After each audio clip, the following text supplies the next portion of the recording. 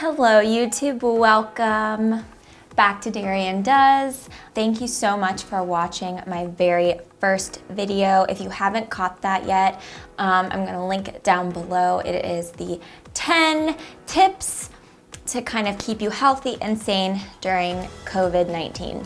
Today, we're gonna move into something that is very near and dear to my heart, and it is 5 favorite skin tips and tricks. Now, what I wanted to do was take my top favorite things that I do for my skin, not just face, but just skin in general, and then research them so I could actually see the facts behind them, if there are facts, and kind of debunk any myths that anyone might think, and just to provide overall knowledge of the tips I am sharing today, and then you can make your decision based on what I share if you want to start to incorporate any of these into your skincare routine. Let's get into it. I did some research and it's on my phone because memorization is not my strength. Okay, so my #1 favorite tip, eye cream as lip cream. Girl, let me tell you what.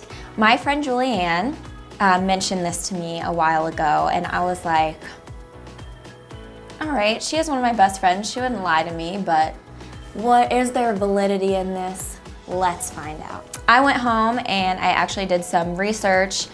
She was onto something. Let me tell you why it works. The skin around your eyes is the thinnest skin that you have, not only on your face, but in general.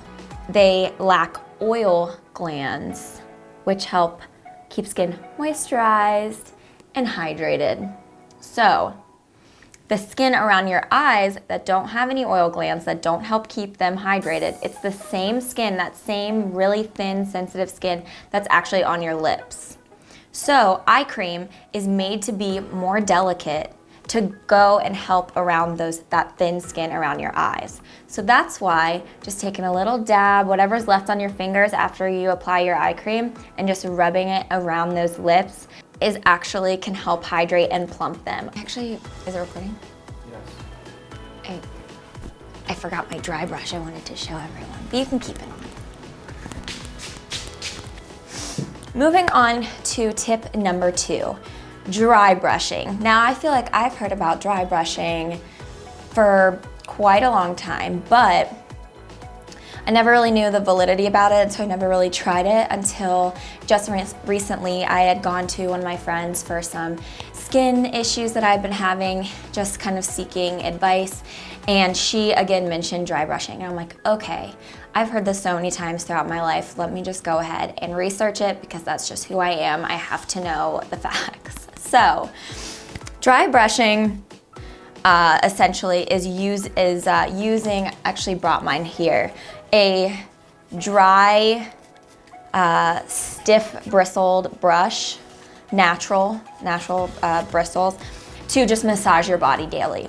So let me go into what I found that were proven results of dry brushing versus theorized by people who do it, but haven't been backed up by science, I'll say. Proven is the obvious. This exfoliates your skin. Doing this on dry skin really helps get off all that extra just flaky old dry skin, and hopping right into the shower after can just provide good exfoliation for your skin.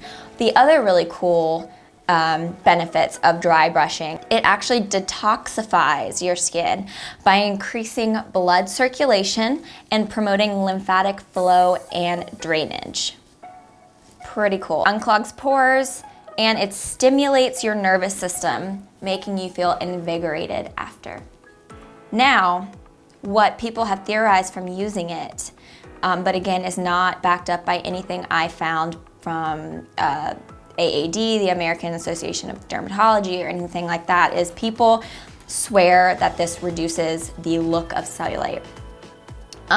Again, this hasn't been supported by evidence, but people have said that they can tell a difference. So I've been using it now for about a week. I haven't noticed anything in terms of reduction of cellulite. However, I can definitely tell you that my skin feels extremely soft. I also have some bumps and texture on the back of my legs and the back of my arms, and I feel like this has definitely helped in the reduction of that.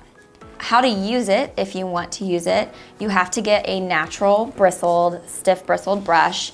There's some that have handles. For me, this works fine. And you start at your ankles and you work your way up. That's a really important key, that the strokes are upward towards your heart, because that goes back to that increasing blood circulation. You're encouraging it to flow into the heart. So then again, obviously it gets pumped back out. So once you finish dry brushing, you go immediately into the shower to get all that dry skin off, and it's not just like, you know, roaming around your apartment. And then make sure to moisturize immediately after. All right, guys, tip number 3. This one just, because I feel like everyone has their own opinion. Cold versus hot, what temperature should I use to wash my face? Now, I never knew this. I was always someone who took scalding hot showers. If my skin wasn't burning, it wasn't hot enough. And I used that tip with my face, because I had been told before that using hot water opens your pores. So I thought that I was doing that was good, and I was opening my pores so I could clean them, and then that was that. What I researched and found was that hot water can actually cause a heightened level of skin sensitivity, and it can dry out your skin and strip essential natural oils that are found in your skin. Okay, so not hot water. Well, then cold water, right? Definitely cold water. Well, there is some benefits. The main benefit of using cold water to wash your face is it acts as an astringent. It can actually cause your skin to retract temporarily, helping with any puffiness people may have. But however, that one isn't recommended by the AAD either. The American Academy of Dermatology actually recommends lukewarm water, y'all, that happy medium. It is the best for overall skin health. It helps to remove dirt and balance your natural oils. So again, everyone has their opinions on what they prefer, but I'm just here to give you the facts on skin tips that I personally love and use, and it is up to you to figure out what temperature you want to wash your face with. But going back to my first video, just wash your face. It can age your skin 5 to 10 years if you don't wash your face twice a day. So just let that fun fact sit on your shoulder. Tip number 4, we are almost there. Daytime versus nighttime. Your skin routine should be different. And let me tell you why. Your skin needs different things at night than it does in the morning, because there are different focuses of what your skin needs during that time. So, for example, your primary focus for your AM skin routine should be protection. For example, to give you what a AM routine would look like, you would use a cleanser with salicylic acid, because that helps unclog pores and prevent acne. A serum with vitamin C that it has natural SPF, and it really sinks into the skin to give you that barrier. A moisturizer with ceramics that help protect from environmental pollutants. And the most #1 important AM skincare item that you should have is sunscreen. Y'all, don't play. Put that SPF on your face and then go out and enjoy your day. Now, your nighttime skincare routine, the primary focus should be on repair and stimulating your collagen production, because again, we're trying to look 30 when we're 80, okay? What a PM routine could look like is a glycolic-based cleanser, which exfoliates and gets rid of those dead skin cells. A serum with retinol, because it's a great anti-aging property. And then a skin barrier repairing night cream that helps strengthen and repair. So you're basically protecting your skin during the day, trying to fix it, whatever it went through that day, and repair it for the next morning. So it's just a big cycle of repair, protect, okay? Tip number 5, This one is not a shock to most people, but I wanted to give you the facts on why it's important because you might not know those. So tip number 5 is probably the most common, but also the most important, is to exfoliate. When people tell me to exfoliate my face, I'm like, okay, why? How many times? I get that it's important, but do I know anything at all? Do I do it every day? Do I use St. Ives? The answer is no. If you're still using that apricot scrub, girl, your skin naturally sheds dead skin cells every 30 days, but sometimes your skin doesn't always shed properly, which can lead to dry, flaky patches and clogged pores. We don't want that. So this is why it is so important to exfoliate, especially your face. The benefits of exfoliation: brighter skin, improve the effectiveness of topical skincare, so that skin routine you're doing can enhance absorption if you're exfoliating correctly, prevent clogged pores, fewer breakouts. Long term, it can actually increase that collagen production, which again, anti-aging, making your skin look youthful. Okay, cool, there's so many benefits. I'm on board. How many times should I do it?